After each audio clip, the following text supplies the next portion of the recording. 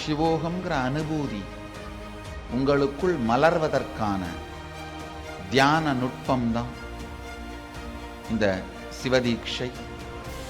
முதல் நிலை சிவதீட்சை எம்பெருமான் ஈசன் ஆகமத்தில் இந்த தீட்சை ஜாதி மத பேதம் இனம் பேதம் இல்லாமல் எல்லா மனிதர்களுக்கு மட்டுமல்லாமல் எல்லா உயிர்களுக்கும் சேர்த்து அளிக்க சொல்லி இருக்கின்றார்.